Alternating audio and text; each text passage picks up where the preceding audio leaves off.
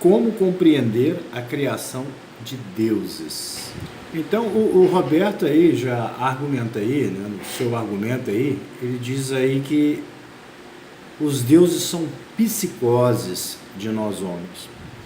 Então eu estou observando aí que os amigos aí, os colegas que estão participando da sala de bate-papo, eles estão meio que com uma série de expressões de interrogação, né?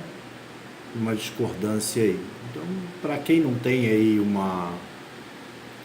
digamos, uma certa familiaridade aí, um certo conhecimento do campo da psicologia, bom, é importante entender que a psicose é um quadro psicopatológico, né, clássico, não é isso? Ele é reconhecido aí pela psiquiatria, pela psicologia clínica e pela psicanálise, tá?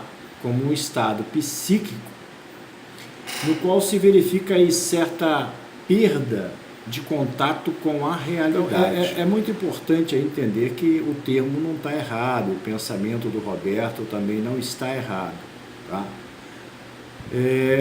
Nós temos aí variadas psicoses, né? E uma delas é essa construção de deuses, né? Digamos que nós construímos deuses pela ignorância, né? E aí mais à frente, com a evolução desse estudo, né, da história das religiões, eu tenho uma completa certeza que concordaremos com essa fala do Roberto aí, com essa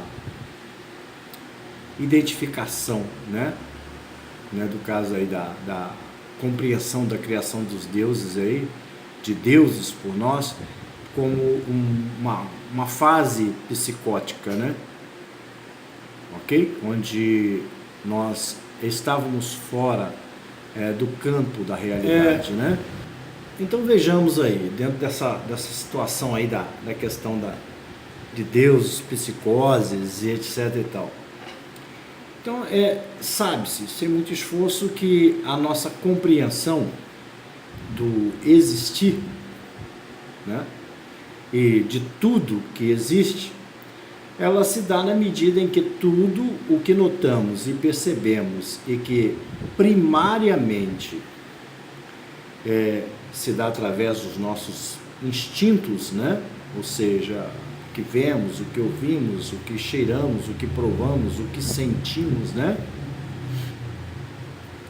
E através de todo um processo de descobrimento, né? O que nós fazemos com esse processo? Nós simbolizamos, nós damos significados a estes símbolos dentro de nossa compreensão, né, destes símbolos, para que eles se tornem significantes em nossas vidas. Bom, é muito importante entender essa questão, né, de que esses talentos, essas capacidades que esses indivíduos tinham de compreender, entender, praticar, aperfeiçoar técnicas, né, digamos assim, de espiritualização, né, digamos assim, de sintonização para além dos sentidos, não era nenhuma dádiva divina, não era nenhuma doação de nenhum Deus ou de Deus, não era nenhuma bênção, não diretamente como nós pretendemos que seja, né? Dentro do nosso esforço contínuo de nos vitimizar, né? E assim por diante. Então nós descobrimos aí o porquê que isso não é, e sabemos muito bem que o universo ele é meritocrático, né? Nada acontece por acaso, tudo tem uma causa, né? Todo efeito tem causa, assim como toda causa produz um efeito. Então nada nos é dado aí por apenas sermos o que somos, né? Filhos de Deus, criaturas de Deus e assim por diante. Digamos aí que o mais sensato seria pensar que Deus, em seus infinitos atributos, e para que ele seja Deus, ele não barganharia, né? Não faz barganha com ninguém, né? Ele é meritocrático.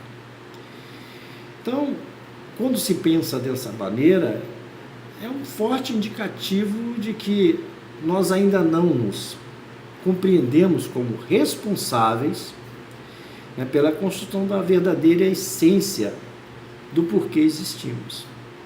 Então, a compreensão desse contexto histórico, né, da história das religiões, vem elucidar aí para nós aí, pontos obscuros, nos tirar dessa crença cega, né, essa crença preconceituosa, essa crença diferenciadora. Então nós denominamos aí de xamanismo estas práticas, digamos, religiosas, né, ou pré-religiosas, que fazem uso do animismo primitivo. É importante compreender, para que não haja preconceito, né, pois somente se compreende quando se estuda os porquês. Então, vamos ser porque o xamanismo ele existe até hoje, né? A prática desses recursos, né? Dessas seitas, digamos assim, elas existem até hoje. Então, não podemos ter preconceito, nós temos que compreender o porquê elas são feitas, né? Porque as pessoas ainda fazem isso. Tá? Então, nós temos que também observar que essas práticas, elas se deram em função de vários fatores. Primeiro que o homem, nesse cenário, ele descobre como curar suas feridas e dores, né? Fazendo uso da natureza, da própria natureza. Então, se você visitar uma tribo semi-civilizada, que não usa dos medicamentos farmácia, né? Da nossa química médica, né? Você vai ver que ele recorre à natureza, uma dor de barriga, uma dor de dente, uma dor de cabeça, uma enxaqueca, uma dor no corpo, uma luxação, ele recorre à natureza, tudo ele retira da natureza. Daí, vamos reafirmar, né? Isso é muito importante também compreender, para aqueles que acham que tudo vem pronto, né? É que esta prática, ela se dá com a medicina, e que a medicina do hoje, né, a medicina moderna, ela deve muito a esses xamãs, né, os feiticeiros e bruxos, né, contar que esses medicamentos, eles, quando não são processados por uma química, digamos assim, feita de componentes sintéticos, né, artificiais, eles são, na maioria das vezes, processados com extrações aí de essências da própria natureza, né? A natureza é a nossa farmácia, nós somos o que comemos, né? Nós somos o pó da terra, né? É importante compreender isso. Se nós somos o pó da terra é a nossa cura. Então, os xamãs, os feiticeiros, os magos, eles sabiam disso, eles tinham, digamos assim, uma certa consciência elementar, né? O fogo, ar, terra, água, né? Ele tinha uma certa consciência elementar. Então, por ter esse conhecimento, ele, né, era o cara, era o líder espiritual da tribo, né? E assim por diante. Esse é o outro ponto, né, que eu venho argumentar aqui com vocês, né, um outro fator também muito importante, que é a questão do cenário, né, em constante mudança, aí, que, principalmente devido ao modo de vida dos povos desta época, que era nômade, sua maioria, quer dizer, a maioria deles, né, mesmo quando se estabeleceu aí o princípio da construção de civilizações não nômades, né, sedentárias, com a construção de vilas, cidades, etc. e tal, essa prática ainda persistiu durante um bom tempo até passar para outra fase, que seria o sacerdócio, né? Porque aí nós teríamos aí religiões instituídas, né? Mas anterior a isso, ainda dentro desse cenário, essa questão desse modo de viver contribuiu muito para essa questão do xamanismo, né, da bruxaria, da feitiçaria, da magia, né, desse toque místico, né, no nascer da religião, e que colaborou com o misticismo do que hoje existe aí dentro das religiões, que construiu dogmas, né, e assim por diante. Então, são heranças, né, dessas percepções, dessas construções que nós fizemos no passado, né? Então é importante que esse fator seja compreendido, né?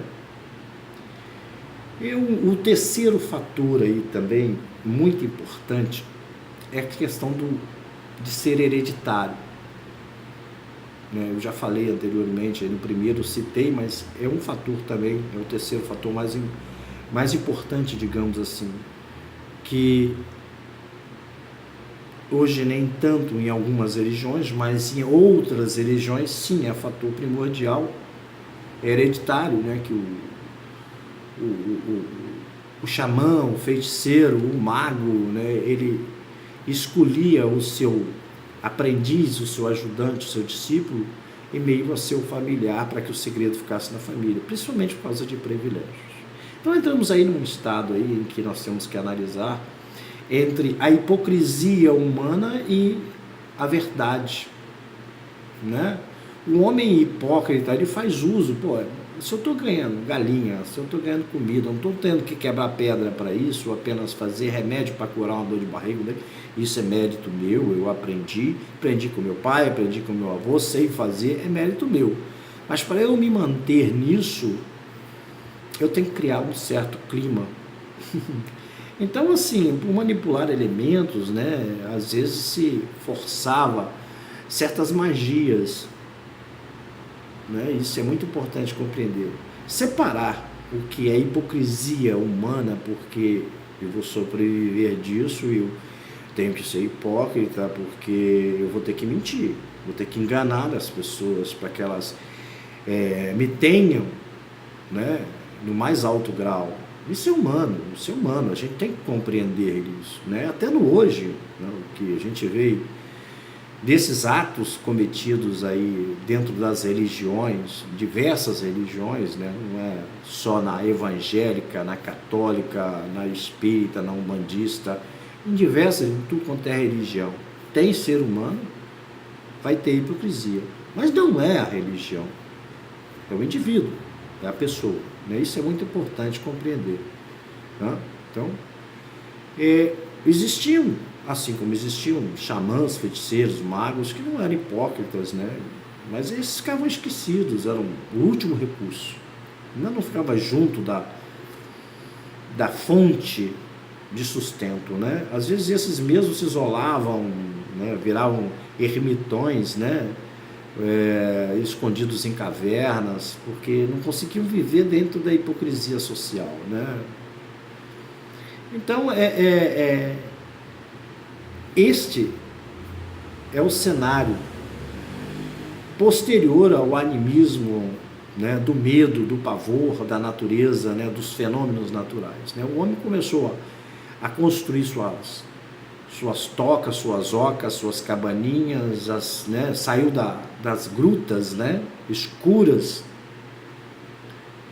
e começou a transcender. E nessa transcendência ele começou a manipular os elementos, né, e construir magias, que são algemas psíquicas, né, e assim por diante. Então,